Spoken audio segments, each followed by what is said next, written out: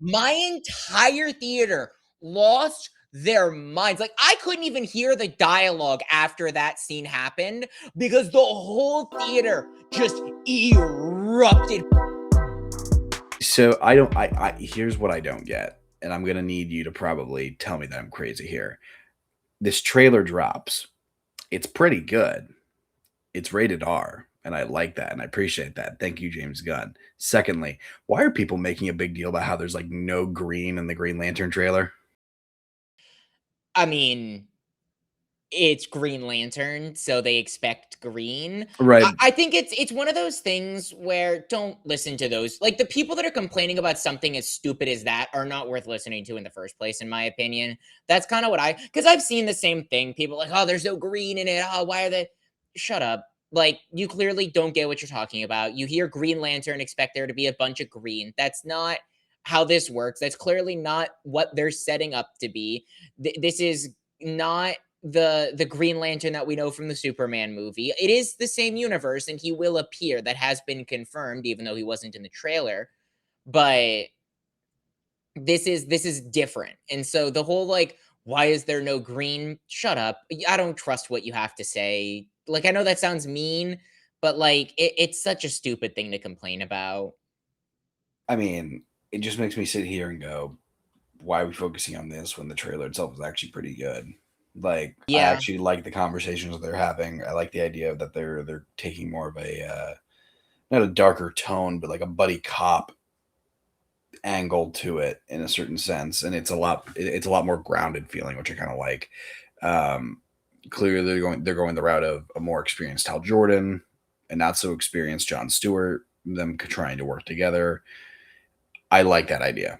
I think it works very, very well. I know I said it when we saw the official photo of both of them, but I think that this just looks like a very simplistic show, even it's set in a big world like Superman and whatnot. And obviously, because this is the DC, I don't DCU, DCEU. What's the DCU, I don't know. James Well, Gunn's no, DC? because I think DCEU is DC Extended Universe, which is like Okay, your the Batmans. I think it's DCU for the okay. canon Well, DC universe. we got DCU, which is James Gunn.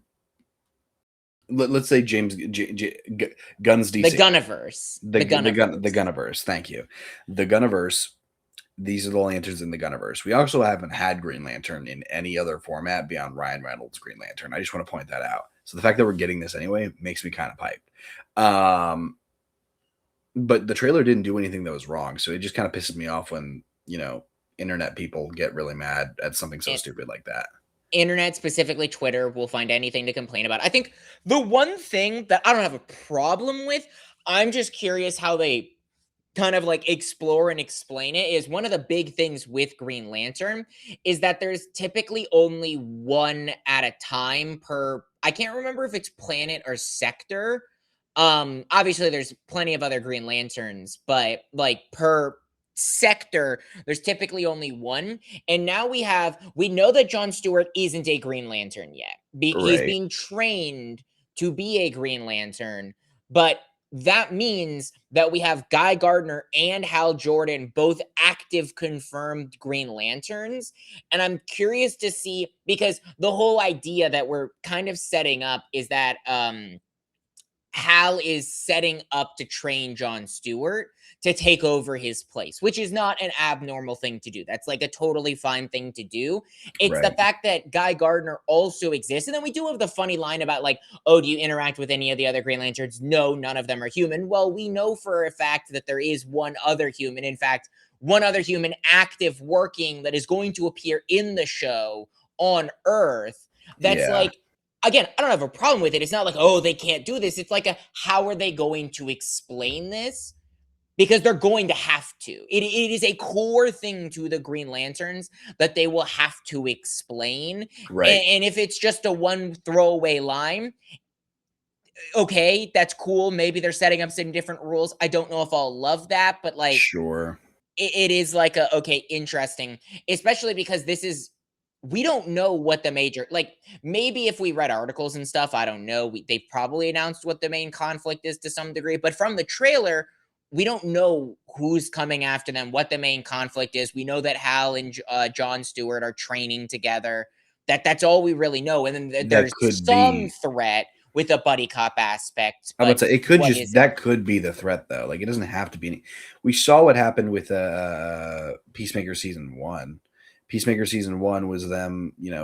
Well, I guess it's kind of a bad example I was because gonna say we the have threat was always there. butterflies. There was a They big threat in that one. I don't know. I guess my thing is like they haven't really shown us anything for what the threat could be. So maybe the threat itself is just the training, or that's the entertaining part of it. I don't like that because I want there to be some sort of threat, unless it's as simple as There hey, they're will just be like protecting the world. Like it could because be. we saw Jon Stewart getting held down and like zapped with some sort of guns in the head. So we know that there is a threat. We just don't know Yeah. what that threat is, which I like, because the other thing is I don't know like how long of a course of time the season's going to take over. Like one, how many episodes, and two, is it all one day or something? Like I don't know any of that. I don't want to know any of that. But a lot of the trailer all seemed like it was from one, maybe two episodes, because they're in the same outfits the whole time, in the same area, worrying about the same things. So there's a huge chance that we get into this, and kind of like how I like Night of the Seven Kingdoms. The first two episodes of Night of the Seven Kingdoms does not set up what the actual conflict is, like at No, all. none at The all. actual conflict of Night of the Seven Kingdoms is way different than what you think it is going in, where we're going to have to, like, Dunk is going to have to fight in the tournament with everyone else, and then it turns into a 7v7 Right. battle royale. That Right. is a very different subversion of expectations for me going in. So they could be doing something very similar with this, where they're setting it up to be one thing, and it's going to be first two episodes setting it up, and then it's going to kind of balloon from there, which I would Sure. really like. I think that's a good way of doing things. I just also, this is the first trailer. It comes out in a few months. They could spoil what's going to happen in the next few trailers. I wouldn't put it past them. But for now, We know it's not anything big like Sinestro. I think that's the obvious. yeah, But it shouldn't be. It definitely shouldn't be. Setting up Sinestro and having him be the main villain. I think mentions of Sinestro or a hint at Sinestro at the end of this could be interesting, but Sinestro is way too big of a villain to tackle in a TV show like well, this. He's like, the obvious other question is Hal Jordan already exists. Did Sinestro and Hal Jordan already fight? And there's like a world out there where Sinestro is still alive, but like he's already been defeated by the Green Lanterns. That could open up a door for him to appear in the show, but maybe not be like the main overarching villainous threat. I also think the obvious with this one is also like they're going to clearly try to set this up to put it into Man of Tomorrow or Superman 2. I don't know what it's called now, but they changed Superman Legacy like a few months before it came out, so I have no idea if what they're gonna end up doing. If it's just gonna be Superman 2. Right now it's Man of Tomorrow, and I think it'll stay Man of Tomorrow just because of the whole thing where it's like it's just as much a Lex Luthor movie as it is a Superman movie, but who knows? I think that you raise an interesting point though, in the sense of this is very clearly a lived in DC universe. You felt that with Superman. You obviously feel that with stuff like Peacemaker and Creature Commandos as well. Like this is a very lived yes. in, not throwing you into all of their backstories type of thing. So yeah, this could be a Hal Jordan that has already fought and defeated Sinestro, or at least fought and subdued Sinestro. Right. That could be very possible, and that could be something that kicks us into a season 2 or a movie or something like that, where Sinestro comes back and wants revenge. I don't know, but that I do think that's an interesting point, in the sense of like, with this being a lived-in DC, what has this Hal Jordan experience? Like Yeah. what has he gone through? Right. I like you see like a glimpse of the costume design. It's not green, but you get a glimpse of like a costume design and it looks pretty It cool. has green on it. It's like a forest green, not like not Yeah. like a Guy Gardner's green. Again, they are clearly going for a darker version of the Green Lantern story.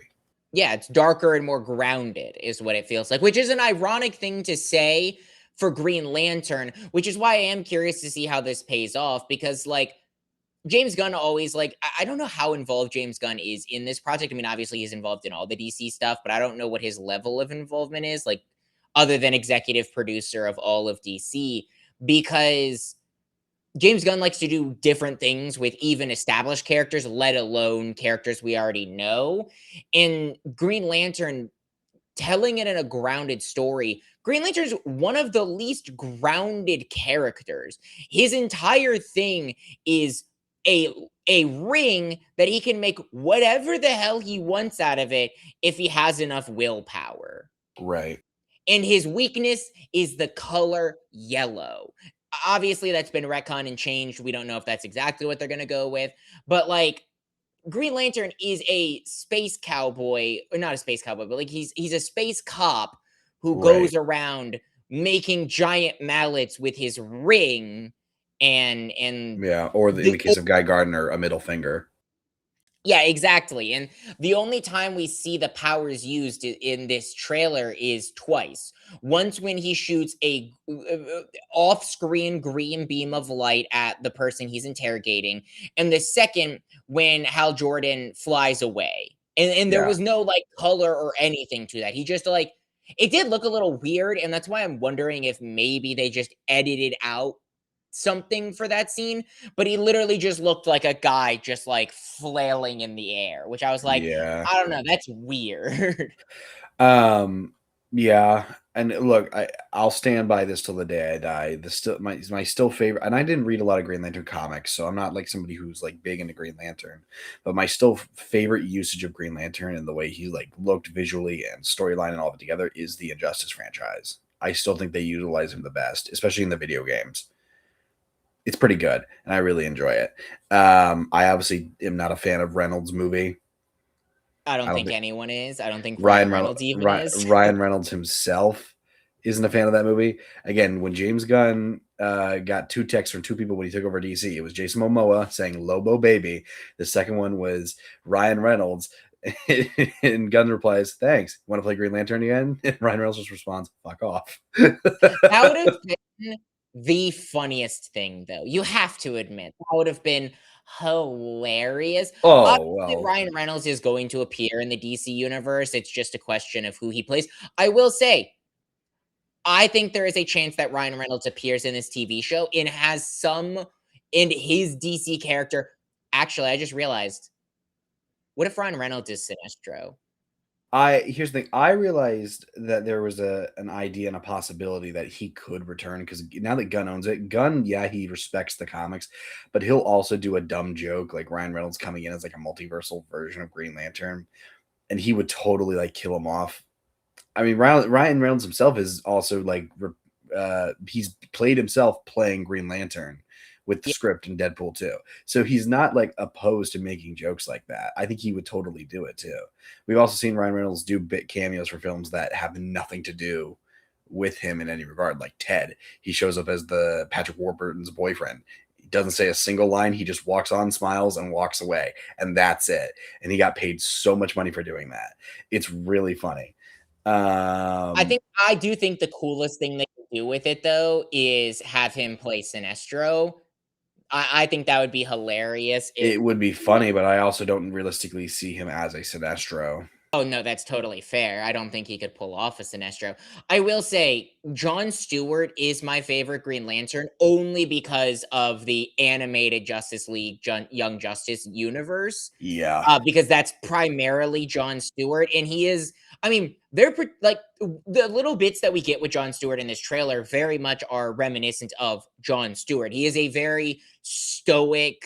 He is very focused on the job, saving people. That's why he has such a problem with Hal Jordan and the way that he goes about things. Being this one definitely seems like a war torn Hal Jordan. Like again, that's the question of like maybe he has fought Sinestro and that's why he's a little bit on the more mellow side. But Maybe. like that's not as much Hal Jordan in the comics in the younger versions of Hal Right. Jordan. But Right. I don't know. I'm excited. I'm very very excited for this show. I think it has the possibility to be really good. Like all the like we haven't gotten a bad. We might not have gotten like peak. Oh my god, this is insane for every property. I mean, Superman was my seventh favorite movie of the year, but it was still a very good movie. We had Creature Commandos, very good. Peacemaker season 2. This is another thing in the current DC universe that I'm excited about. Yeah, they have a chance to actually do something really, really unique, and it's just a matter of, are they actually going to pull it off? But speaking of things that got pulled off, I don't know. That's a horrible transition. Let me try that again. Speaking of things that, you know, I don't know. We watched things this week. Let's get ready to talk about them. Welcome back to the Nerdy Nimrods podcast. The only podcast in the world where your two favorite Nimrods talk all things nerdy. I am your host this evening, Carson, aka Juggernaut, here with my forever co-host, Brandon, aka Parrotfish. And today we are talking about two properties, that being Maggie Gyllenhaal as the bride and the new Disney Pixar movie, Hoppers. Spoilers for everything that we'll talk about today. Obviously, other than Hoppers, the bride's obviously based off of a book called Frankenstein. I don't know if you've heard of it. Well, it's loosely because I've read Frankenstein. That's one of the few old novels. I've read the original Beauty and the Beast novel. Yep. And I've read Frankenstein, both in my dual enroll high school English classes. And obviously the world of Frankenstein is very much present here, but the story itself is not. I wouldn't even say the word. We'll get into this. We'll get into that. We didn't discuss what order we wanted to do this in. I proposed the bride, then Hoppers. That's what I was gonna suggest, because that's kind of how I feel. In a certain way. Brandon, what's the word? How you feeling? How you doing? I'm okay. Better than you. Carson's sick. That's why he's angry. I'm gonna be angry a lot today. But I'm fine. It's been another week. That happened. So I guess little fun thing that I've been getting into two different things. I've been falling down the rabbit hole. Technically, it's falling back down the rabbit hole of things that I used to be way more into, or have dabbled in periodically, and I'm now getting back into. One being Magic the Gathering. I've been playing Magic, mainly Magic Arena, but I do have a deck that I have plans to play with against a friend when he comes over 2 weekends from now, something like that. But I've been getting back into Magic the Gathering. It is a slippery slope. It really is. It is an expensive slippery slope. But Carson, you know what's a more expensive slippery slope that I've been sliding down at the same exact time? Oh boy, what is it? Warhammer. Okay, all right. Warhammer 40K. I have watched hours and hours and hours of lore videos of Warhammer 40K. I'm no expert, and not now, but I've also started reading some of the Warhammer comic books. There's a comic book series for Warhammer. Most of them are short, typically about 5, maybe 10 issues. So I've been reading through some of those.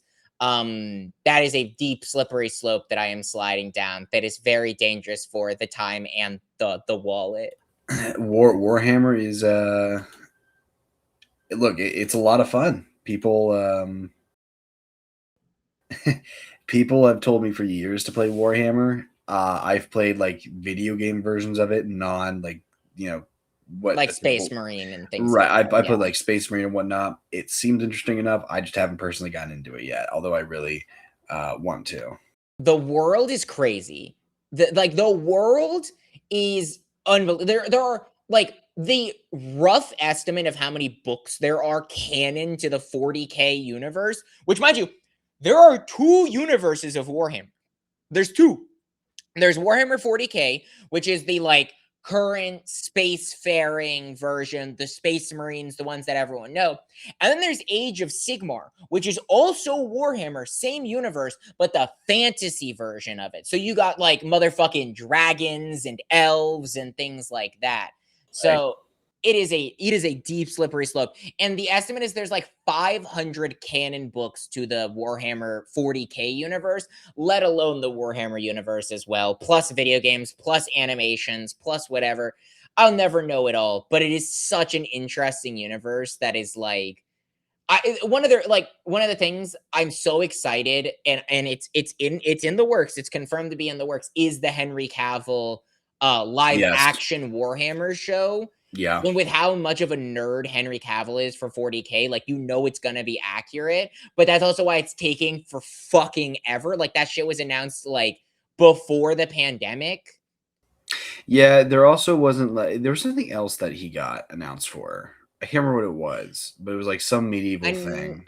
I know what you're talking about, and I can't remember, because he left The Witcher because of creative differences. Essentially, he wanted to stay canon, they didn't, he He left. left. Right. Um, then the show basically no one talks about it anymore other than when Liam Hemsworth got announced and showed up in the trailer, and then no one watched it. Yeah.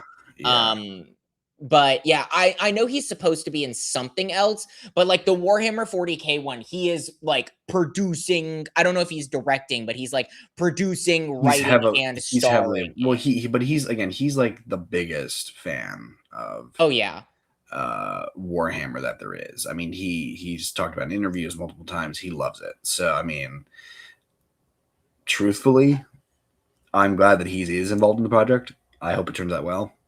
Uh, but obviously, we're not talking about Warhammer. no. Uh, I want to talk about it because I also this is my last tangent. sure, go I ahead. don't know if you've heard about this. Have you heard of Secret Level? Sounds familiar, but I haven't like It's an experienced it yet. Amazon Prime animated Yes. Okay. Yep. That's where I've heard of it. thing where it's like it's each episode is like at maximum like 15 minutes, and they're Okay. all different video games and they're animated. I watched all of them this weekend. There's only 15 of them, and again, the longest one is 15 minutes, so it was like nothing. Right. I highly recommend you watch at least some of them. I It's don't like think different all video of them are games. great. I'm I, assuming what? it's different video games or whatever. Yep. Or So you have Mega Man, Warhammer. There's 15 episodes, each focusing on a different video game. The Warhammer one is so good. It's so good. There's a D&D one. The first episode's actually D&D oh, that's as fun. well. That's pretty cool. So I will say there are some episodes that are not as good. Like the Mega Man one is 5 minutes long. The Okay. Mega Man one is 5 minutes long, and you're like, oh wow, it's starting to get interesting. Wait, it's over. Yeah. And so like not all of them I think are worth watching, but there are some like the Warhammer one that I highly recommend. And again, it's like 15 minutes. So just throwing that out there, but I know we are strapped for time because you want to get out of here because you are not feeling well, so we can go ahead and get into. Yeah. Again, I wouldn't be surprised, and this is for our viewers. If I up and leave, it's exactly why you think I'm up and leaving in the middle of the podcast. Just pointing that out there. Not going into graphic Yeah. detail, but for any viewer, if you don't hear me talk for like 10 minutes or I'm up and gone, you know why. Yeah, we might have to pause a few times. Just a warning again, Carson is not in peak health. Yeah. Far from it. That being said, The Bride 2026. Brandon, go ahead and give me your basic thoughts. I did not like The Bride at all. I think that the acting is so strong. It is so insanely good. Christian Bale gives a wonderful performance. Jesse Buckley gives a phenomenal performance as well. All the cast, just in general, gave. It feels like a labor of love from all of the actors. Like it actually feels like they cared and they brought their A game. The story is horrible, though. It feels like they had too many things that they wanted to do and just said, we need to make some cuts. You know what? Fuck it. Do all of it. And it suffers drastically. And it made me like I was genuinely sad when I left the theaters just because of how good the performances are and how much potential I could see in something along these lines working.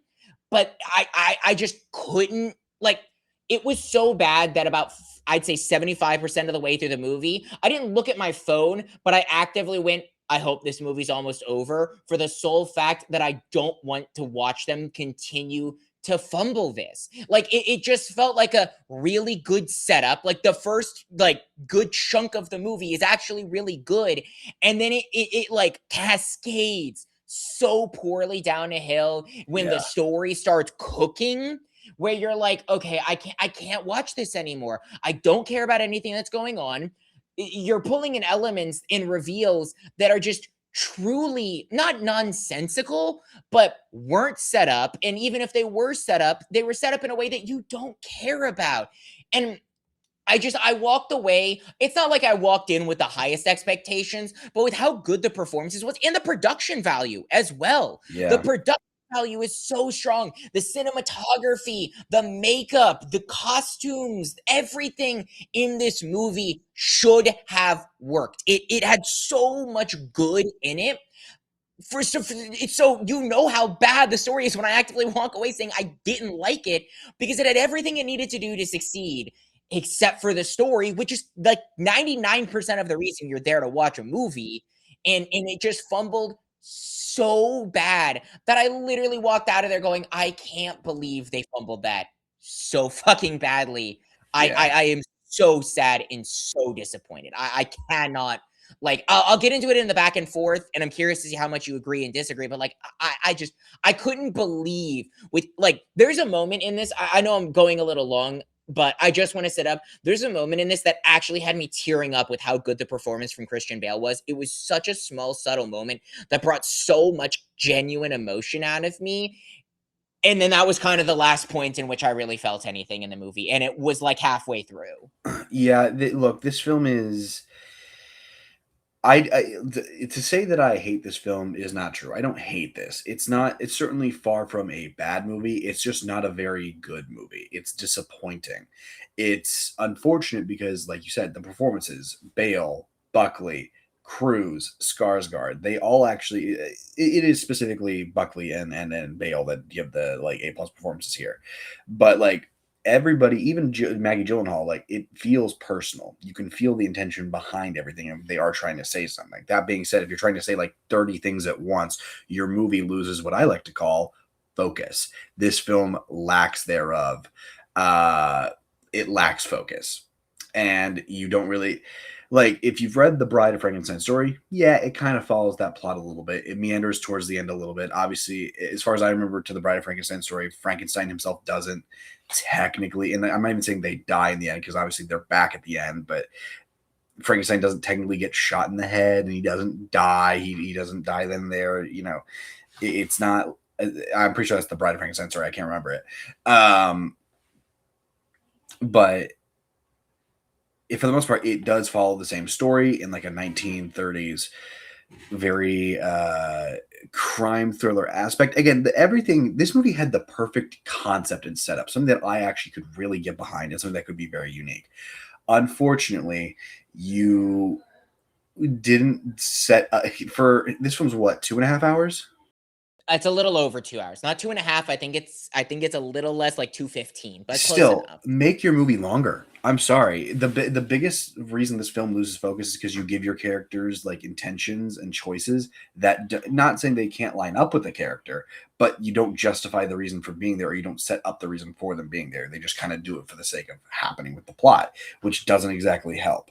And like you said, it just takes you out of the moment. This is far from a boring movie. Again, it's very stylistic. It's the same cinematographer who did Joker, so there are some very gorgeous shots in this film. The same guy who did the music for Joker, some pretty good, solid score. Not my favorite, but it's okay. What I'm trying to say is, it's a far from boring film. But when your film just lacks a plot that like sticks with you, what's the point of watching the movie, even if your acting is so good or your characters are really good? So I don't hate this movie by any means. It's not bad, but it's certainly, like you said, I think disappointment is by far the biggest thing there. Well, and I think one of the reasons why, like, again, I wouldn't say I hated the film because there's enough that I feel like was really strong here. I just didn't like it, is because when you have a message to say that I think was set up kind of well, and then fumble it, it makes you sit there and be like, did you even understand the message you were trying Right. to say? Like there was a very core message, but then there was another one and another one. And then you're kind of like, wait, what's the core message of this movie? And you're like, So you understand what you were trying to tell me with this movie? Because I don't feel like you actually understood what you were trying to say with this movie anymore. I guess my question is, what do you think the actual message of this film was supposed to be? Like the main one, like even in multiple, you can have other messages I mean, within your movie besides the main one. But like, what do you think the main message of the story was even trying to tell? Because I'm having a hard time figuring it out. the core message that I thought they were going for, that was the most, I guess, the most set up, if you could even call it that, for a core message was the women empowerment. You see the like overthrow the mob boss scene at the end where they're cutting out his tongue or whatever. Like that's something that was hinted at in the beginning and then basically forgotten about for 90% of the movie and then brought back, and then you get some sparks of revolution, but the revolution doesn't matter. And then it's kind of like you wasted so much time on so many other things that like the core like women empowerment message that you tried to have with this movie, you forgot that it existed. Like the people who made this movie, it feels like they forgot about it until the end when they were like, oh shit, we started a revolution, let's do something with that. And then the movie ends and you're like, Yeah. and I don't so you brought up like, oh, make the movie longer. I don't know if making the movie longer would necessarily fix it entirely. I know what you're going for. This movie definitely needed, if it was going to do as much as it did, it needed more time. I agree. I just like, it was like the halfway point I could tell the movie was starting to fall apart. And so I don't know if extending beyond that really would have fixed it. Maybe they could have rearranged some things to be set up in the beginning better. But like, let me just get up. This movie has one thing in it that I thought was atrocious, like actively horrible. And it was a thing that, again, it would come in when it's relevant and then disappear when they didn't care about it. And that was the fact that the author possessed the Bride of Frankenstein in the beginning of the movie and was like making her lose her mind and go, that shit was so horrible. I hated it It's corny. so much. It's corny, it's terrible, it's useless. If you want to have the Bride of Frankenstein losing her mind, make it to where she has a different experience of coming back to life as Frankenstein did, and her wires are like crisscrossed, and that's what causes her to forget things and go a little crazy. Having it be the actual author of Frankenstein possessing her and that kind of being a little bit of like, oh, she's communing with the dead, that's only ever brought up once for convenience in the like big climactic like middle point with Jake Gyllenhaal's character at the ball, where she's like, I'm communing with the dead, and then we never fucking hear about that again. Like that part of the movie to me already told me at the beginning that this was going to have problems. But I was like, Yeah. maybe they're going to utilize it and maybe it's no, it was terrible. And it actively detracted so much from the movie to the point in which it was corny, it was useless, and it bogged down the movie. Again, Remove that. There's your extra time. Make the movie the same length and just remove that. You have like an extra fucking 15 minutes to play with to actually set up the things we give a shit about. again, it's the fact that also it's just never utilized again. Really utilized again. They use it once in the beginning to set it up. It doesn't get touched on again. I'm not mad at the, I guess, choice itself to have that be included in the film, but you got to justify your reasoning for it to be in the film, because it's actually a really unique idea. If the bride's going to lose her mind, have it be Mary Shelley, the original author of Frankenstein and the Bride of Frankenstein. I think that's actually a really fun idea. But then you don't do anything with it, so now it just comes off as disrespectful of somebody who passed away in their legacy. That's also the other thing you got to remember.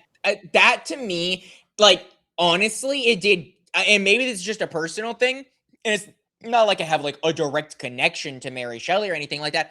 But like the way that they did it in this movie did actually feel disrespectful. Like it genuinely to me, like I act, and it's not like you bring it up made me think, no.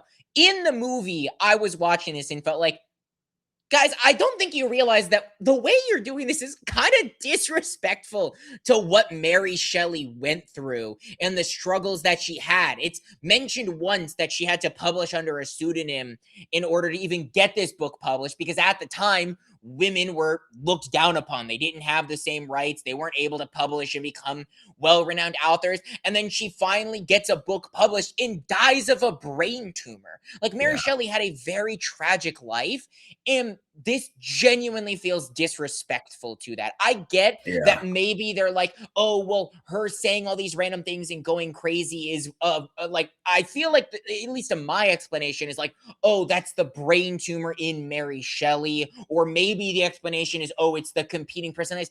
I don't know. Either way, it just felt disrespectful. It felt like leave Mary Shelley out of this. She had a tragic life. You didn't use that well at all. And that's where it's like, okay, maybe I can agree with you that it's like, oh, the concept is interesting, but if you can't pull it off well, don't do it. And they didn't only not pull it off well, they actively like pulled it off horribly. Yeah, and I here's the other thing I will say. As much as I love Penelope Cruz as an actress, and I actually kind of I'm okay with Peter Skarsgård. He's my least favorite of the Skarsgårds, but he does a pretty good job in most everything he is. It's just because he doesn't do a lot that I've actually like seen or that I've Yeah. ever like really cared about him in. As much as I like them, I think this movie also could really benefit if you take their characters and you give them a backseat position. Don't give them as much attention, and you focus on the love dynamic between Frank and Ida. And you focus on that relationship. Because again, like we said, performances are really good. That actually, even as in a story aspect, is very strong. It's the connection that, but again, it goes back to an acting thing. It's the connection that Bale and Buckley share in this film. It's very beautiful and it's really good and strong. And you believe every second of their performances on screen. You believe every second of their connection, and it works. When it comes to the detectives, I almost feel like it could have benefited if you focused on their relationship and the detectives are hunting them, but they're not as center focused as Frank and Ida are or should be. I know it's not as bad, but I feel like that just helps a little bit, so you're not having to focus on another idea Well, in the background. the only reason the officers are present is twofold. There's two reasons. One, you need another strong female character to stick it to the man. That's it, which is fine. It's But the fine. problem is You they don't just didn't utilize do it. anything useful with the stick it to the man You message that they started didn't a whole do anything. revolution about. It felt You like such a, didn't do anything. if you want to have women be empowered, empower them. Don't do this shit. And then the other one was so poorly set up that when it was revealed, I didn't even. It was like, what? Why? The whole thing with Skarsgård's character having a connection and being corrupt the whole time, but also not being corrupt, and having a connection with Ida and her being a spy on the inside of the mop box. When she recognized him, I was like, am I supposed to know who the fuck this guy is? And then it's Right. revealed that we don't. And then I was like, wait, so then why do I give a shit? Like, Right. it was such a like, you wanted to do something here to kind of connect the storylines, but it felt like such a, you got to the end of this movie and you finished shooting it and you went, oh shit, these are two stories that have no connection to each other. We need to connect them. And so they like loosely went in there with like a sewing needle and like hand stitched it very poorly together. And then like, look, guys, they're not two tangential plot lines that have no connection. Like there's some connection, and you go, where? You made that shit Where up to where is try the and make us connection? care. Right. Yeah, it's again, going back to kind of what I said in my initial thoughts, it's the idea that you're giving intentions without giving the build up to the intentions of your characters, and you just make it happen for the convenience of your plot. You can have those choices. There's nothing wrong with it, but you got to justify your characters getting to that moment. The biggest problem with the ending of Game of Thrones, I'm not speaking for everybody. Everybody hates the ending in different ways. This is at least how I view it, and who I've talked to have kind of agreed about. It's not the choices that the show ends with. I mean, I'm kind of spoiling it, but you've also lived in a world where Game of Thrones has been out for like 9 years. It's not the fact that Daenerys becomes the Mad Queen. That's fine. You can make that choice, and honestly, it makes logical sense for that character considering who her father is. But if you don't set that up, everybody's going to lose their freaking mind when you get this film is no different. Again, not nearly as bad as Game of Thrones, not nearly as bad as some other choices or shows that have made that choice. But you got to justify the reason for your characters making the decisions that they're making. And I guess another character that's in this film that you get why he's there, but also you could have had anybody else play this role. Jake Gyllenhaal in this movie. No, I don't have a problem with that. One, the reason it's Jake Gyllenhaal is because Maggie Gyllenhaal is the one who made this No, movie. and then but that's what I'm saying. So, You got to justify the reason beyond him being there, other than the fact that you're just brother and sister. And I get that. If you want to put your siblings in a film, I get that. But see, that's where again I disagree, and we've had this conversation before where it's like I don't think the merits of an actor should determine like what roles they're allowed to take. Where it's like cool, it's Jake Gyllenhaal. I don't give a shit that he's bigger than this role and you're misutilized. Like, I don't give a shit. It's Jake Gyllenhaal. He's acting in a movie. I think the thing with the character is a fine enough complaint. I actually feel like his involvement in his connection with Frankenstein and that boiling up to kind of the first big crescendo of the movie, which happens at like the halfway point. Yeah. I feel like all that actually was a stronger aspect of the movie because, like, and maybe that's just because, like, this is going to be controversial statement, maybe. Maybe. I care way more about Frankenstein in this movie than I do about The Bride. I do, and it's not that I don't care about Jesse Buckley's character. I think it's just or like The Bride. It's just like Christian Bale's such a goddamn good actor. He really He is, is. and He's good. like he is so good, and I think their chemistry is really good, and I think that that's what I really care about with the Bride of Frankenstein. But like, I think the reason why is because Frankenstein's storyline is so separate to the storylines that were done poorly in this movie. And unfortunately, The Bride of Frankenstein is so directly connected to all of the plot lines that I have problems with that kind of does The Bride a disservice, where I'm like, oh, yay, super excited. And I love Frankenstein because his want for companionship is so compelling and set up very well in the beginning. His connection and reason for being ride or died for his bride and lying and all of that stuff was so well done and so compelling for a movie that isn't based on Frankenstein, it's based on The Bride. So then when all your storylines that have to do with The Bride are rushed, crammed together, poorly set up, it makes me care less about The Bride. It does. Yes. And like, it's not like I don't support her movement or anything. It's just like no, you ruined it. Right. Yes, and I do agree with you. I think again they both give terrific performances here, but I think that Bale's performances just have so many nuances to them that it's hard not to believe that he's the more likable character.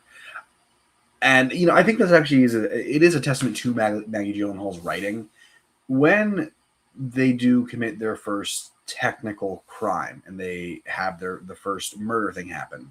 Technical crime, you mean smashing two dudes' skulls in? Yes. It was self-defense. He did not need to curb stomp that dude. It was funny. Obviously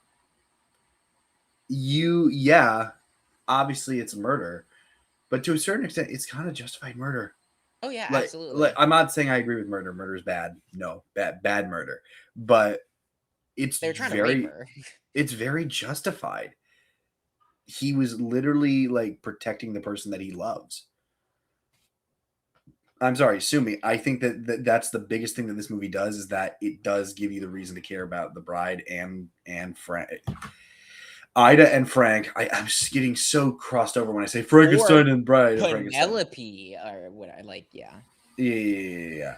Whatever you want to call her. Penny, Penelope, the bride, Ida, like the 17 names she uses during 50 different names that are used. Yes. I think that it's done very well because you can actually look at the circumstances they're put in and go, okay, they're not bad people. And again, that's also what makes Penelope Cruz's character at the very end, so sympathetic to them. Like they're just trying to live their life. Like the things that have happened aren't because they found it fun, aren't because it was what they wanted. They were literally there trying to live their life, and then this all happened. Yeah. There's a moment in this movie, and it was like the one moment where I truly sat there and went, wow, this is incredible and shows just how much potential this could have had. And it's such a small moment, but it was performed so well. It was framed so well. It was written so well.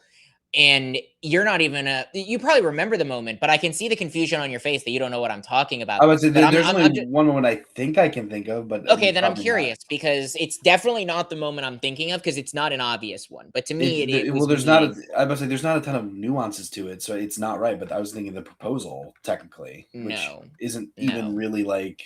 Yeah, sorry. Okay, then what are you talking about? So there was one moment, and it is right after they commit the murder and are after the train scene, and they're in New York City, and Frank strips down, pulls his pant legs up, and gets in the fountain.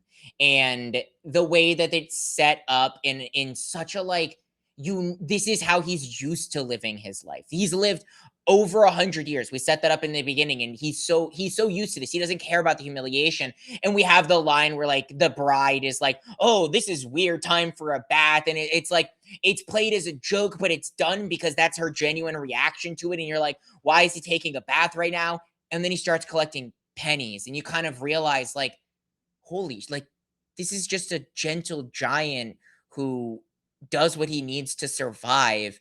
And Yeah. it's performed so, and you can like see like you don't see Christian Bale in this performance at all, especially this moment. Like you see Frankenstein and the pain and suffering that he's gone Yeah. through, and then that immediate connection he has with the bride. And then that later scene, like much later in the movie, where they're in the fountain together, and he's a lot happier, and they're doing it more joyfully. Like that moment in the well for me really like connected me with Frank in Frankenstein's character, and also just Yeah. like the wider world and the suffering and is in what he's truly had to go through with the loneliness, independence. Like he needs something, but he's had nothing. Like that moment to me was just so phenomenal that like it showed that they had potential and they could have done so much more with these characters and with this world, and they just didn't. And I think that's one of the other reasons why I left this movie so much sadder than I typically would for a movie that I didn't enjoy as much. Like legitimately, it is because of that moment and how genuinely moved I was by that Yeah. moment. It's special. It's a very special, nuanced, unique moment that, for you, it reached a very emotional resolution that this film just unfortunately was not offering as much. Yeah. Uh, and so it's moments like that that make it very beautiful, and you can see the beauty in this movie. And again, it also points back to the thing of like, that's what I wish we could have focused on more, and we did. But like, don't cut to the detectives. I don't. I know you need them in the story for a reason.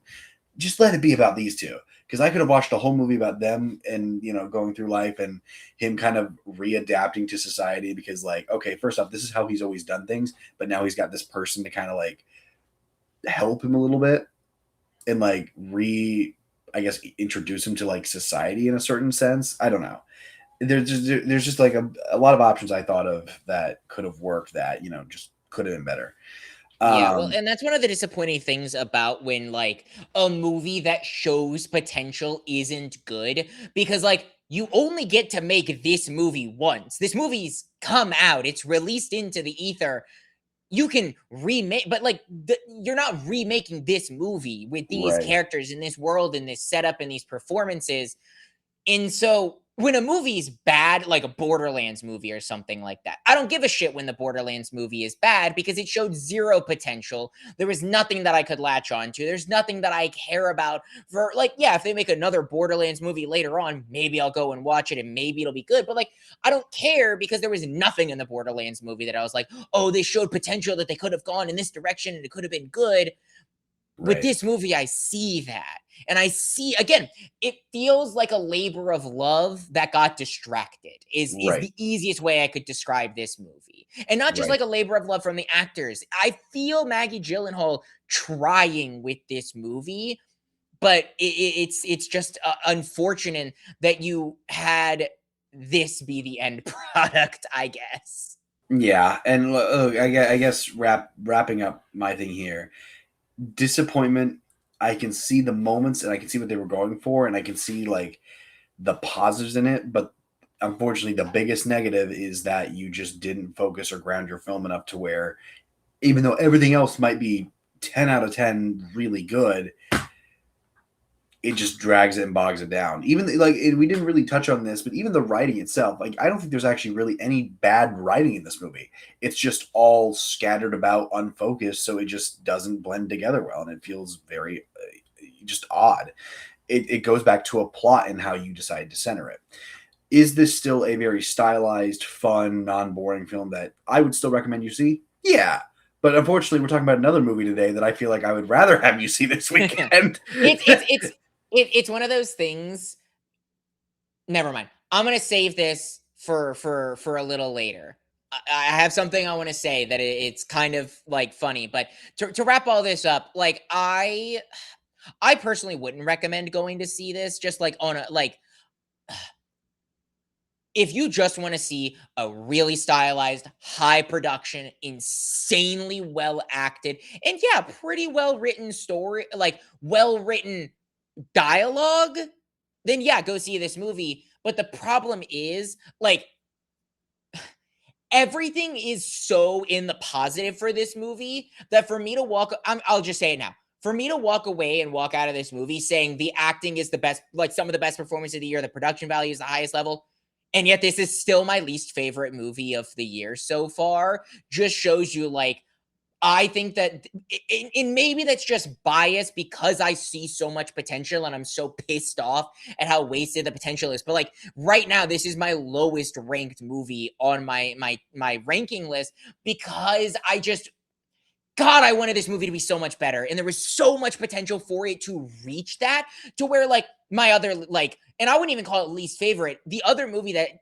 is currently holding my lowest spot was Cold Storage. Cold Storage, I would rather rewatch for this movie. It is worse performances, worse story, worse effects, but at least it has a fun factor to it that I'm Yeah, sitting there literally consistently throughout being like, yeah, I want to see what happens next. This is really cool. It doesn't come together as well, but it was never meant to, and there was never as much potential for it to reach those highs. So that for me, I would rather watch even Cold Storage over this movie because like yeah, it just feels like the actors brought so much and they wasted it. And yeah. I was disappointed. I really was. Yeah, no, I completely agree with you. Um, let's talk about Hoppers, which I look You ready to six kick months it out? ago. 6 You want months to just ago, kick it to me? I'm Because yeah. I know you're really I into know it. you. I know you. I know you want to go first with this one, and I'm sorry, but Go I ahead, go ahead. Hoppers is fucking amazing, dude. It rocks so goddamn hard. This is my favorite movie of the year. But this is it, and it's so funny for literally my least favorite movie of the year and my favorite movie of the year so far to be the same weekend because Hoppers from the get-go, from the second we turned on the screen, I was in. Sometimes there's movies where it takes you like 15, 20 minutes to get connected, to kind of get engrossed in the world and connect with things. I was connected immediately. Maybe not immediately, but like within 5 minutes, I was into this world. The animation, so good. It is kind of reminiscent of some of the other more modern, like human focused Pixar movies, but I still feel like it has enough personality and character to behind it for this movie specifically that it felt unique enough that I wasn't like oh, this is just Luca or Elio or something like this. It still felt to its own. I saw this movie in Dolby Atmos. The atmospheric sounds of this movie in Dolby Atmos are incredible.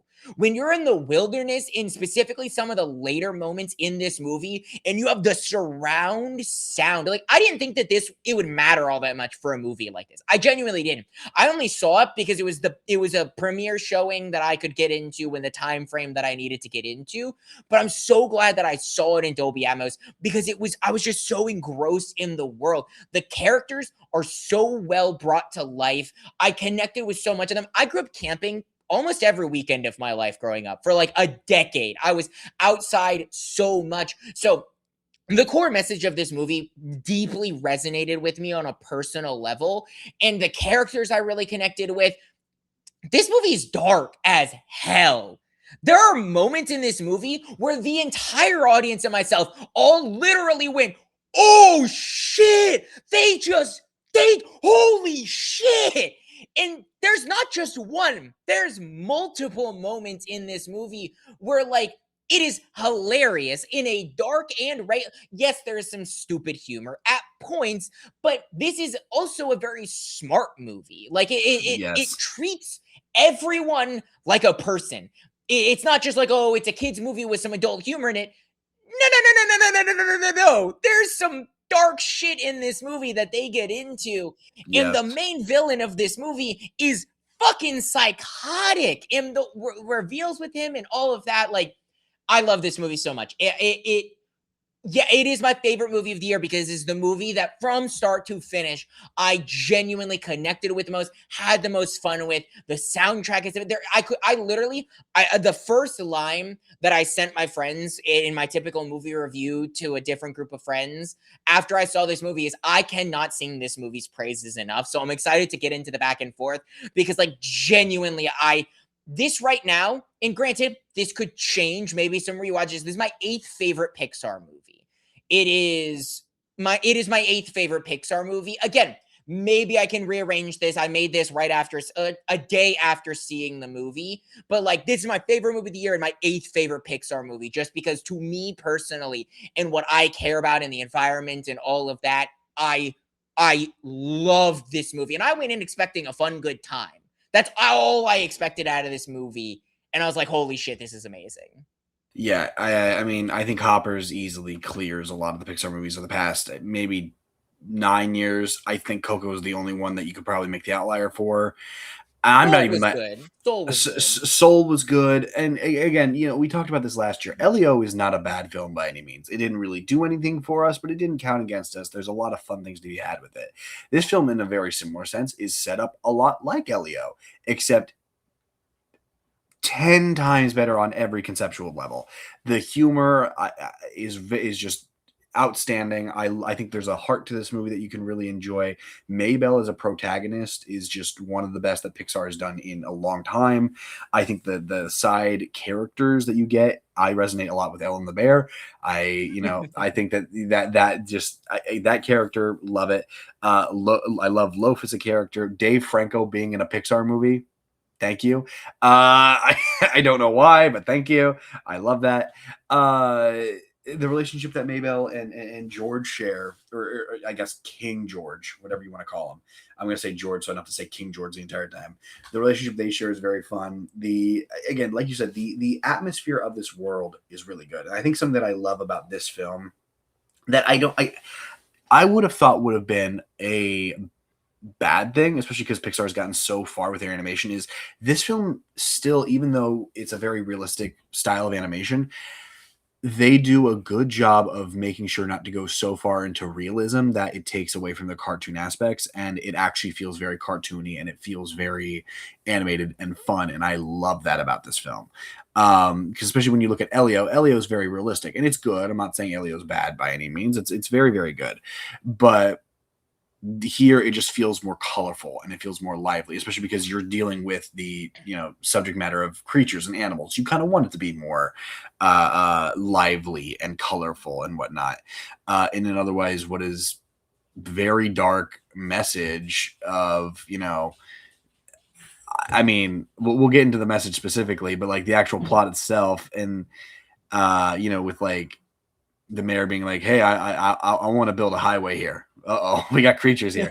It's very straightforward and simple. I like that, but it's really good. And I think the biggest thing there, it's hard to say. There's not really a twist villain in this because they set it up No. pretty early on. That they might make you think the mayor is the bad guy, but he never really like is the bad guy, especially when you look at when you look at the insect king, you're like, oh, what is he gonna do right now? It's really funny. But yeah, I think that I think that overall Hoppers is just a phenomenal film. But go ahead. Yeah, Um, I'm so glad. Like I knew you would after watching this movie, I was like, there's no way in hell Carson like doesn't enjoy this movie no. just because it is genuinely just such a good movie. But like I'm glad you enjoyed it at least somewhat as much as I did. Cause I was literally telling my friends afterwards, I was like, dude, like this is a must see Pixar movie. Like this is for me, like this is a must see. And my friends were like, really? Like I wasn't expecting this to be all that much. I was like, neither was I. Like you were about to say before we started this, but like I was expecting a good fun time. You Yeah. weren't even expecting that. Like you Well, no, no, you I, weren't low on the movie, but it wasn't like GOAT for me where I thought it genuinely was going to be very, very low. I genuinely sat there and thought Hoppers was going to be a fun time, but like the trailers didn't exactly sell me on anything. I did say that the first trailer really didn't sell me anything. The second one actually sold me on the idea of, okay, this could be a very fun Pixar movie. And I don't know what it was about the idea and the concept of it, but it looked very good. And then we're obviously here now with the actual film, and I'm loving this. So I'm not like completely shocked that this is good. They had the right seeds. I just wasn't really paying attention to wanting to see it, I guess, if that makes sense. that's fair. Yeah, but no, like God, where to start? Okay, let's just start here. This scene where Maybell crushes the insect queen, legitimately, my Oh, entire theater lost their minds. Like I couldn't even hear the dialogue after that scene happened because the whole theater just erupted because it's crazy. Literally, she murdered the insect queen. And it's like, here's the other thing that I'm very happy about. They don't gloss over that. Like, yes, no. like it spawns the thing, but like Maybell has a problem with the fact that she did that. There's scenes later on where she's like, "Oh shit, I did that." Like it's so just like crazy. Do you know who voices the insect queen? Did you ever I figure do this out? not. It's Meryl Streep. Really? That's what's funny about it, because she's like, you know, I mean, how long is the insect queen actually in this movie? Maybe 3 minutes of actual like probably less than that in terms of dialogue and screen time. I Like mean, it's about on par with Darth Maul. yeah, honestly, probably less than Darth Maul because she dies pretty soon after. Like she gets summoned in for the council. She appears. She's like the last to appear out of the royalty of the world because she's like the de facto leader, ironically enough, which is like a Right. joke in the sense of like she's the weakest, but she's also the one that like leads everyone. Like And that's then a haha funny. immediately gets killed. And then immediately shows why she shouldn't be the leader because she is the weakest. Oh my god, it's that's a fun moment. I know this was in the trailer, but I was like cry laughing when Mabel goes to save her gopher friend from Ellen, and they're just in Oh, like, the no, he's not a he is another beaver. I'm sorry, not a Yeah, Loaf gopher. Loaf is another beaver. Yeah. I'm sorry, not a gopher, a beaver. I even meant that. But Pond her fun rules. her fun. What do you mean pond rules? You're going to die. Yeah, I know this is That just how it works. I don't know who made the rules. I really don't know. It's just how it works around here. I'm like, okay, I why? I vaguely remember them mentioning that in the trailer, and then you do have the like you saw the worm die in the trailer. That's the one thing. Don't watch the trailers for this movie. I mean, we're already too late. I've already spoiled things, so like you've already seen the movie if you've gotten this far. But like that is one thing. The trailers show a little too much. That's a common problem with us. It didn't ruin the movie for me, but specifically the pond rules thing and the Avatar joke, take that out of the trailers, and I feel like it would have done a lot more. But like, no, that was so fucking funny, dude. And how far they take that, where Loaf's like, yeah, I was ready to die. And then we see other people die. Like, you see the fish, what is it, Steve or Steven or something like Yeah, that, where yeah. we're going down, we're introducing to everyone. He says, hey, he has a personality and a consciousness, and then fucking dies. Well, it's And then the also worm dies, and you're like, that's the thing with the like genius of the dark humor is it isn't just the one squishy and the queen thing. It was set up earlier with the pawn rules thing, but like, God, this movie just doesn't treat you like an idiot. It well, doesn't. and again, I think we already discussed kind of how this film doesn't technically have a twist villain. It ends up being, to a lesser degree, the Insect King, which is, really funny. You think at the end of the movie, everything's going to work itself out. It's in a happy place. Nothing else is going to happen. And then for whatever reason, you get why, but the Amphibian King just eats Dave That Franco. that was It so was so funny, out of dude. left It field. was I expected it because the way that they framed it and the way that the Insect King like went on the tirade about like not caring about anyone else, I was like, okay, they're gonna revolt against him. But the way they're just all casually standing there, and then like out of the corner of his mouth, no one looks at him, no one acknowledges him. The Amphibian King just goes, Dook, and it's done. And you're like, it's so far out of left field, but you love it because it's such a fitting end for that character.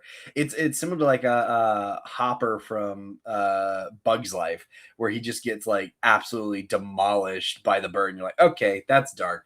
This is funny though, in an otherwise what is dark and brutal film. Look, I already said it. The creative aspect that this film has with just wanting to, like you said, avatar jump into the bodies of the creatures. It's such a cool concept. It's such a unique idea.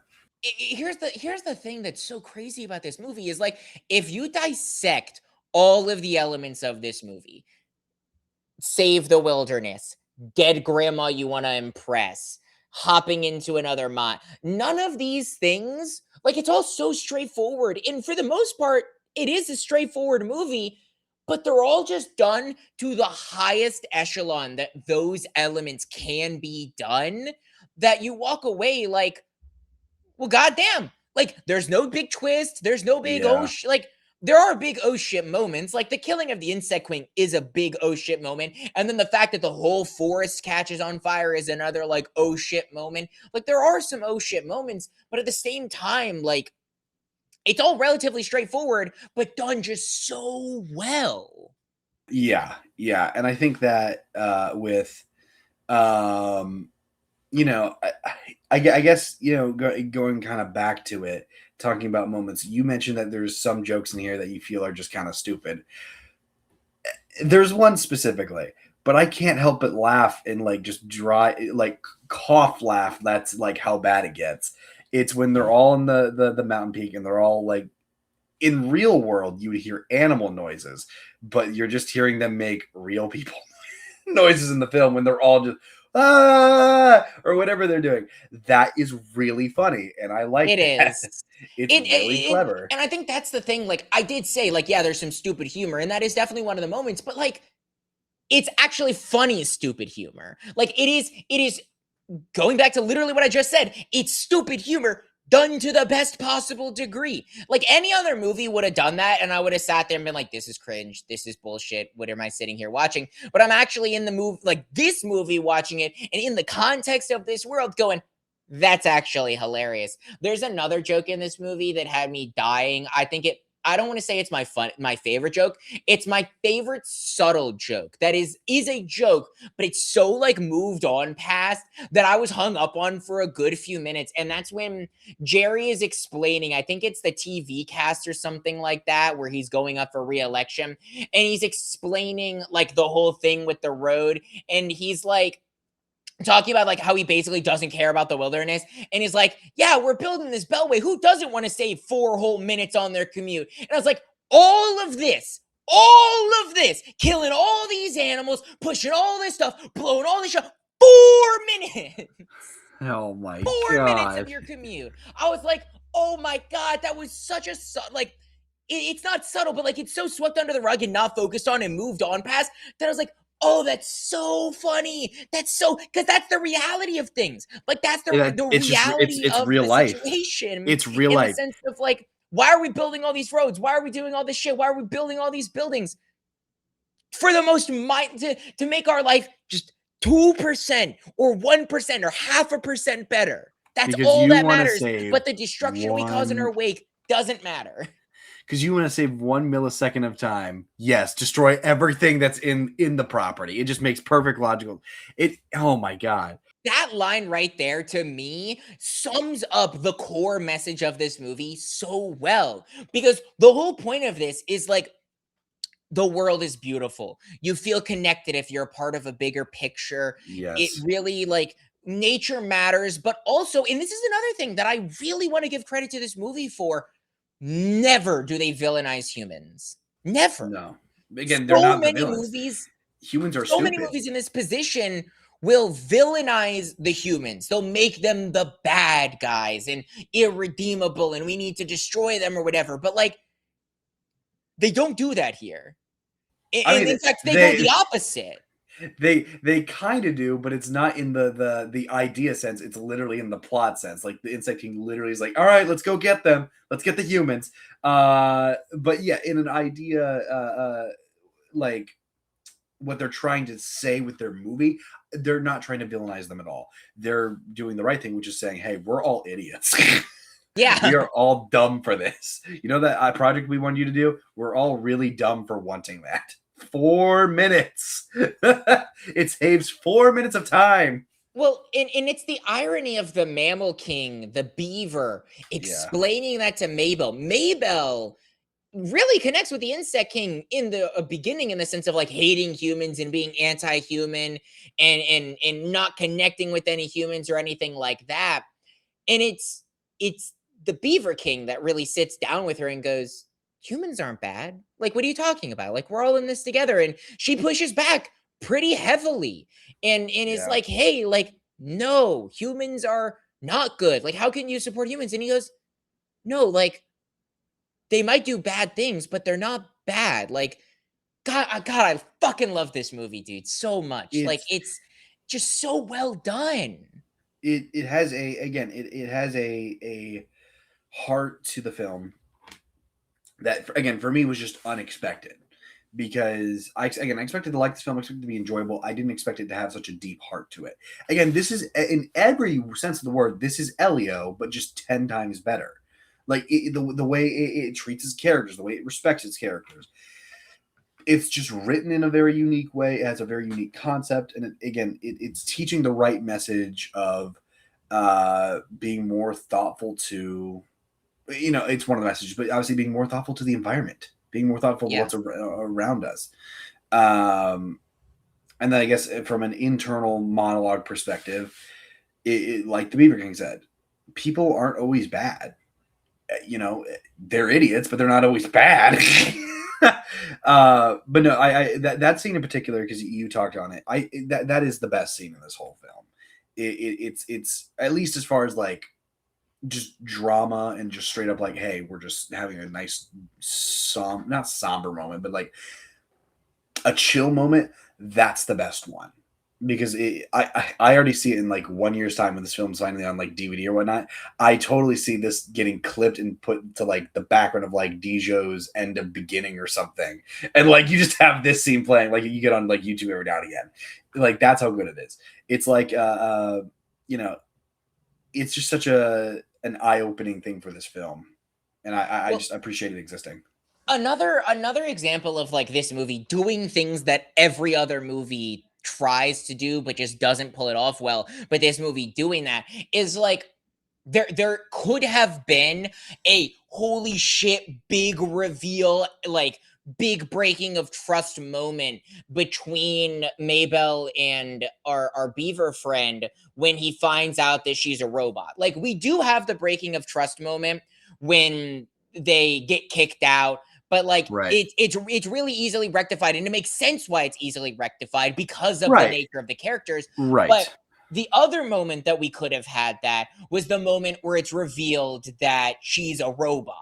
Yes. And they don't go down the same tropes that so many movies would have, where like it's revealed to him, and yes, it's sad, but like he doesn't hold it against her or anything like that. There's no like other big fight. Granted, they can't communicate at that point, but like there's no huge fight. There's no huge like turn your back on her moment type of thing. It really is just like oh, okay. Yeah, it's not like this is the situation. It's not like the aliens and Elio literally like turning on Elio after they find out he's not the leader of Earth. He's just this kid from Earth who just came here because he wanted to. Yeah, that's a good example from another recent Pixar movie. From a very recent Pixar movie. It's not like that. It's much more subtle. There's no big like there's no typical like breaking point for these characters or anything. It's just like, oh, okay. So I guess that's what it is. And they just kind of keep going, moving on like everything's normal, because what are they supposed to do?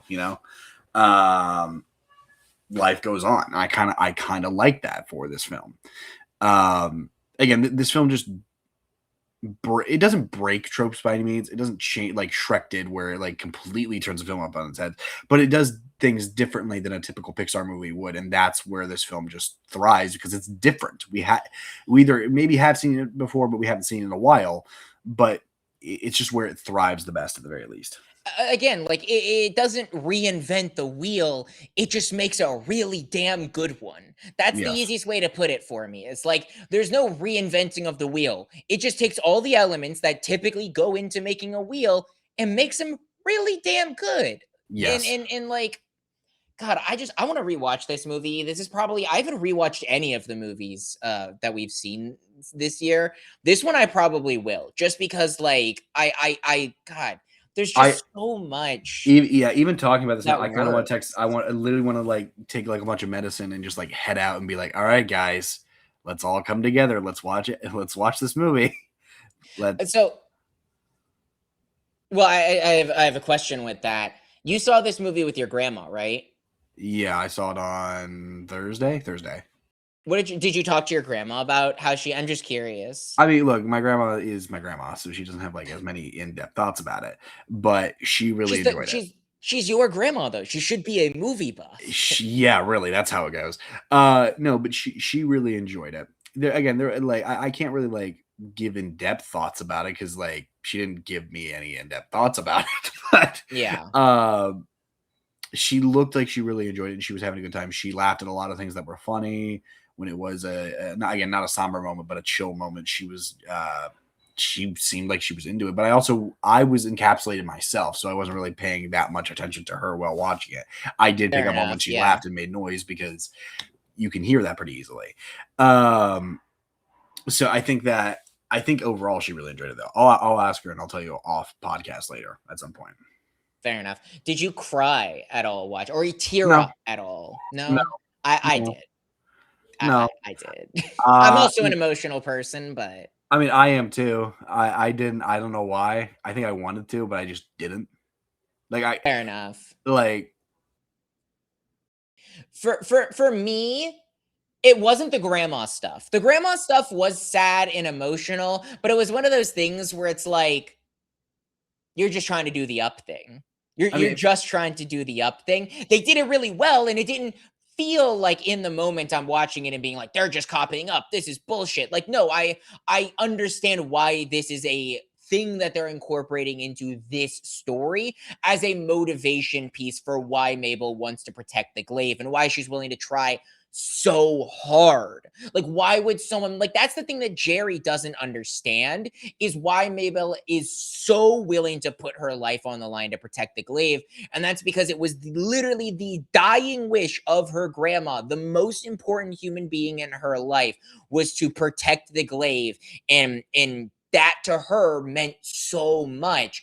And so it made sense as a thing. But it wasn't that made me cry. The moment to me really was like that towards the end / at the end of the movie when Mabel can't communicate with the beaver anymore, but they still have that like we're in this together, connected, especially when they sit on the rock together where her and her grandma sat. Like, yes, it got me. I have to admit, like it was just. Yeah, of course it's there to purposely make me cry, but it fucking worked, and I'm willing to admit it did. Like it worked. No, again, Pixar made me cry. Not that I didn't find it emotional. I think the last real movie I did cry in. No, it wasn't the last one, but the last Pixar Cold movie Storage, right? At the end of Cold Storage. Yes, clearly. The last real movie I cried in, like Pixar wise, was I think. And this is a strange one. People probably will give me flack for this one, but it was Toy Story 4 was the last one. I don't think that's a strange one. I think that's an emotion. It was Toy Story 4. And again, not that I didn't find the other ones heartwarming. I just didn't cry. I don't know why. But yeah, look, overall, this is a film. Please see this film. Please. Yeah, please. Like, please see this film.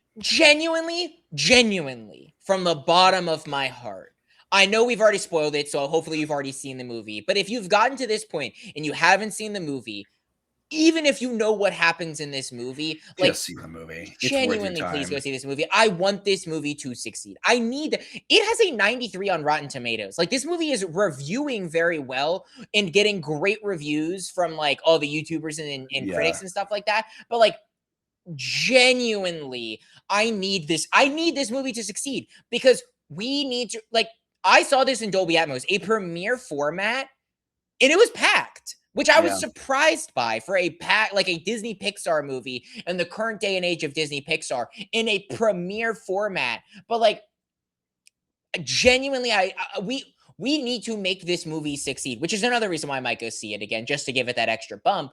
But Yeah. like, we need to reward good movies. And part of this also comes from the fact that like we had an offline conversation a few days ago Yeah. It about wasn't that how long ago. abhorrent the box office this year is, even compared to last year, where the highest grossing movie of this year, and granted we're only in March, is not even competitive for last year. And last year was a downtick from the year before, and really the last true good year for movies was 2019. But like, please, we need to make these movies succeed because like, the movies mean so much to the both of us and to so many people in the theatrical experience. And like, yes, I would have enjoyed Yeah. this movie just as much if I saw it at home, but there's something so irreplaceable about sitting there watching Mabel crush the Ant Queen and listening to literal 5-year-olds lose their mind in theaters right next to their parents who are also going, what movie did I just take my kids to go see? This is What did I a watch? Pixar Right. movie. Right. Yeah. No. Yeah. Really. And again, Pixar just, I don't know. They hit a home run with this one. I think they did. They knew exactly what story they wanted to tell, and they again casted a pretty well casted movie. Yeah. Again, Meryl Streep, thank you for being in the movie for 3 minutes. Thank you for being in this for like 3 minutes. Meryl Streep is 95% of the movie's budget for 2% of the Three, movie. right. Yeah. Dave Franco and John Hamm got table scraps. Sorry, we had to give it to Miss Streep. But yeah, I like this film. I want to watch it again, especially whenever I get better. I can actually go out and see things and actually enjoy them again. It'll be nice. Please. Yeah. God, I just like, man, It's special. I might go see this movie again today. I don't know. I do have things I need to get done. But like, God, I just like, the animation's so good. Again, like, I cannot put into words like how good this movie was in Dolby Atmos specifically as well. Because like, this Yeah. movie it is very atmospheric. The sound, like, the production quality for everything is so high, but like, I was blown away by how good the like sound production, like what's the word for it? Foley? Is that the word? Like the movie term Yes. for background noise, foley. That was Yes. so good. And like, God, I'll stop rambling because I could ramble about this movie forever. But like, please go see this movie. Like, please, genuinely, it's so good. Maybe it's even higher than my 8th favorite Pixar movie with just thinking about how much I truly enjoyed this movie. I'd need to see it again before I really made that determination and give it some more time. Because like, Sure. obviously, the other Pixar movies I've sat on for like some decades at this point. Sure. But Right. I mean, nothing will ever top like Incredibles. That's the best Pixar movie. That sorry, that it Right. is. Right. But like, this gives me hope. This gives me hope for Pixar. Please, Pixar. Please stop making sequels. Just make originals. This is good. We didn't even talk about Tom the Lizard, who is back from Elio. And it's such a small role, but it's really funny that he's here. I was worried about him. I'm glad you brought this up because I forgot about this. I was worried about him because in the trailer, you're sitting there, like, all the scenes with Tom the Lizard and the way that they pushed him in the marketing, you're like, he's stupid humor. He's just a joke. No. He's just a joke character. No. You actually give a shit about Tom the Lizard. And then he has his tiny little moment towards the end of the movie during the forest fire. And you're like, oh my God, Tom, I feel for you, buddy. I want to save you. And I'm like, God, he was so fucking annoying in the advertising for this movie. There were 2 things that you knew about this movie going into it. It was lizard, lizard, lizard, lizard, lizard. And I wanted to shoot myself before seeing this movie. And the other thing was Tom going, like, that was the two things I knew, like, other than the trailers that you knew about this movie, because they went like TikTok viral and they took off. And for me to actually sit there in the movie and go like, damn, I really like Tom. I really do. He's such a minor character. And I guess, like, if I had to have any complaint about this movie, and it's not even a complaint, it's a compliment, it's like, give me more. Just give me more. Like, I wanted more. And it's such a, like, and it's not like the sense of, like, with The Bride, where I walked away wanting more just because I felt like they did dog shit with all the stuff they had. Want more. Like, I just genuinely, like, I don't want a sequel for this movie. I am afraid that, like, I don't think a sequel would work very well for this movie. It is very standalone. Pixar, if you're listening to this, I don't want a sequel. I loved this movie. I don't want a sequel from it. However, I did really like the world. That's the other thing. Like, the world is so good. Like, the wilderness, the world is so well built out, where I literally could feel myself living and connecting with the world. Because, like, nature is a character in this movie. And it's just such a, like, we talked about it with Goat. Goat had a really well set up world in character dynamics and animals. Zootopia is like the pinnacle of that for animals, at least. But like, Hoppers did it really well too. Like, Hoppers really was the closest to, I don't want to necessarily say topping Zootopia, and I mainly say that because I think the second Zootopia really helps the first Zootopia in that world, so it is kind of cheating. But like, in terms of building out like nature and animals and the dynamics between those animals, again, pond rules is such a funny concept. Yes. Yeah. Well, the kings and queens and whatever of this world, like that's a, of course I'm being shouted at right now. Why would I be? You're gonna have to edit this out of the thing. No technical difficulties. We just had people shouting in the background, so we are, quickly gonna wrap this up before it happens again. Carson is being summoned, so we'll wrap this up. I mean, I was towards the end of my thoughts anyway, but genuinely, please go see Hoppers. Go see it a second time. Go see it a third time. Make this movie succeed. Make it do well, please. I haven't even looked at the box office for how this movie's done on opening weekend. Well, you can look that up. What are we talking about next week? So, okay, it's done not terrible. Oh, wait, no. Oh, wow. Holy. It's made almost $50 million opening weekend. It's doing well. It's actually doing good. No, next week we're gonna need to talk about off camera a little bit. Excellent. Next week will be a surprise then. No, it's not gonna be a surprise. There's one thing confirmed for next weekend. It's just that we're not gonna be able to talk about it for a full episode, so we'll need to talk about other things. So one of them will be a new horror movie, Undertone, which is a, ironically enough, podcast horror movie that is actually reviewing way better than I feel like it should for the concept. Sounds right. So that'll be one thing, but like, no offense to that movie, that's not a episode length. No. We can't talk about that for an hour and a half.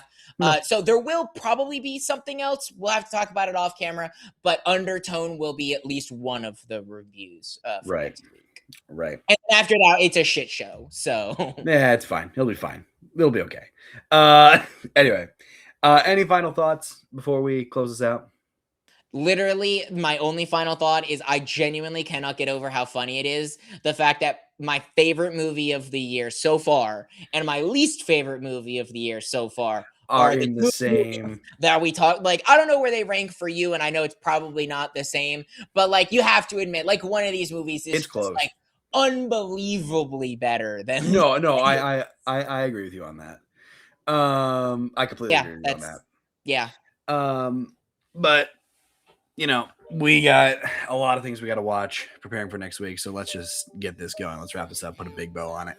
Ladies and gentlemen, boys and girls, thank you so much for listening. Thank you so much for watching. If you like what you heard, if you like what you saw, give us a like, give us a follow, shout us out in a comment. We upload every Sunday. We try to upload every Sunday on every single streaming platform known to man: Apple Podcast, Amazon Podcast, Spotify, YouTube, etc. You name it, we're on it. You can find us at Nerdy Nimrods. And you can also find us on all social media platforms under @Nerdy Nimrods. Every single, social media piece out there. Brandon posts quite frequently on there with anime. So if you're a big anime nut, go over there, watch it, enjoy it. I'm sure you'll have a fun time over there. But as per usual, ladies and gentlemen, thank you so much for listening. And as always, stay nerdy.